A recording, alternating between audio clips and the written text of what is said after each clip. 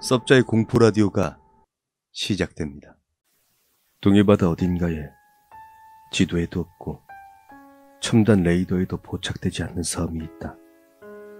독도로 이르는 항로 중 가장 어둑한 물결의 표면, 그림자가 들이우는 외진 그늘 아래 음산하고 눅눅한 섬이었다. 심연 깊숙한 섬엔 그 어둠만큼이나 암울한 이들이 모여 살았다. 그들은 거칠고 난폭하며 사나운 데다 웃음을 몰랐다. 또한 울지도 않았다. 살아가고 있었지만 활기력은 없었다. 숨은 쉬었지만 쉬지 않음과 다름이 없었다. 섬의 이름은 없다. 그저 섬. 석유 같은 바다가 사방을 휘둘고 파도는 짐승처럼 엉켜붙어 있는 곳. 타르 찌꺼기가 뭉쳐진 듯 거무튀튀한 토지로 햇볕은 차마 닿지 못한 채 증발해버렸다. 그곳엔 작물이 자라지 않았다. 동물도 살아남지 못했다. 허나 섬에 그런 것은 필요 없었다.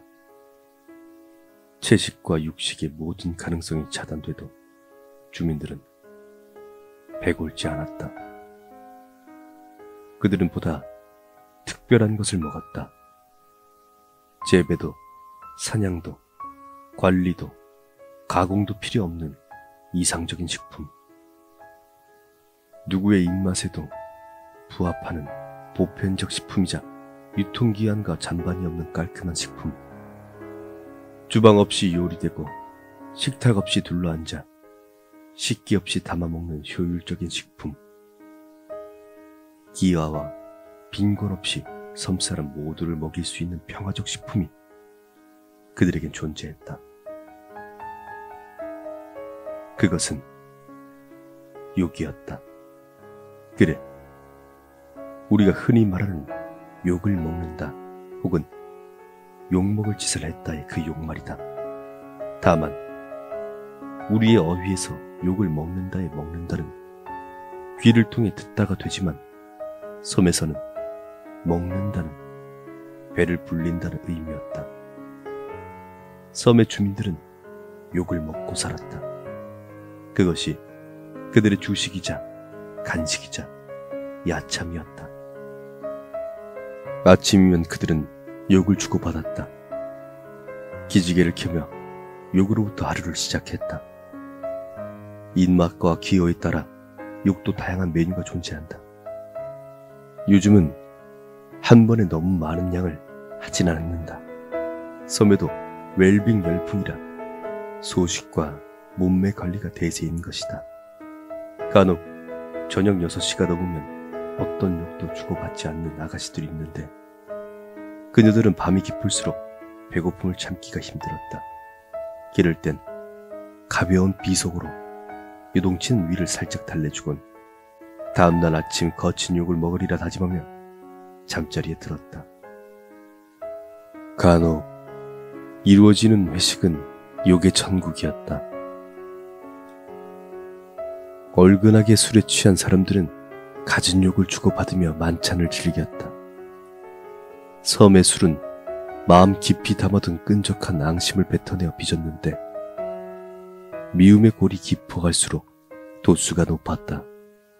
때론 사람들은 취해서 토하고 쓰러질 때까지 헐뜯었다. 욕은 다양한 형태로 변화하여 욕 요리법 책이 범람하였다. 가장 고급스러운 음식은 사리를 담은 욕.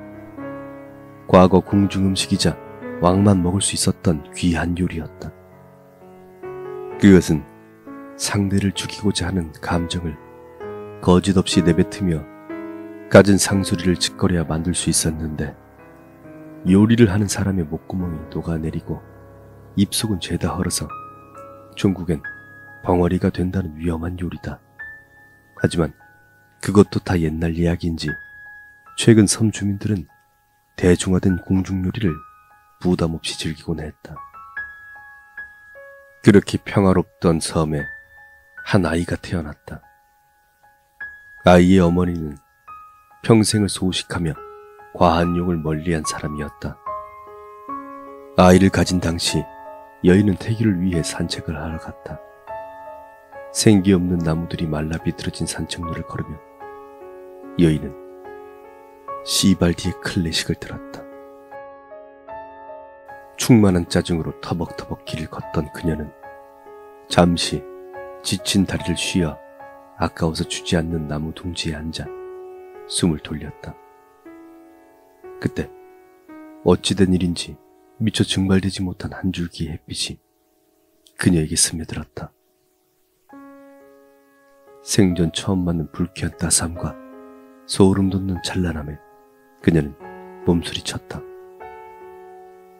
집으로 돌아온 그녀는 그대로 시름시름 앓다가 2달 후 애처로운 숨을 거뒀다. 그리고 아이가 태어났다. 어머니의 시체를 스스로 가르고 아이는 고개를 내밀었다.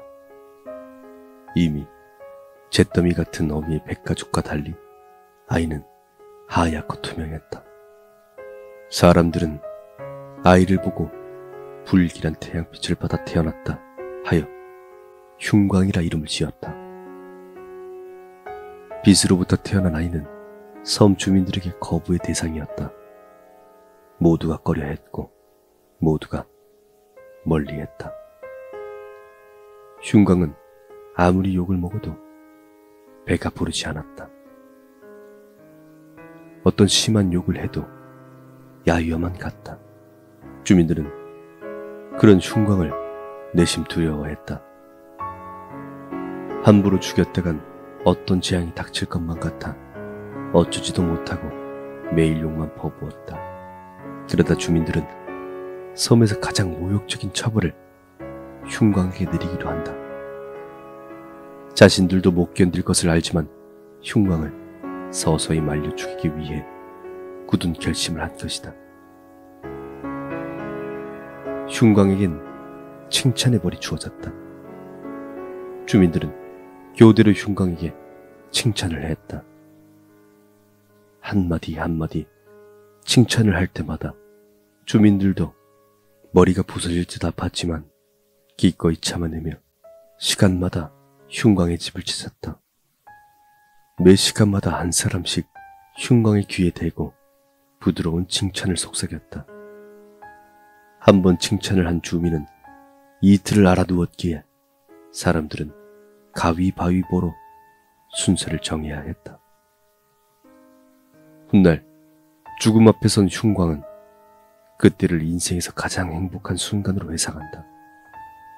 왜냐하면 흉광은 사실 칭찬을 들을 때 비로소 배가 불렀기 때문이다.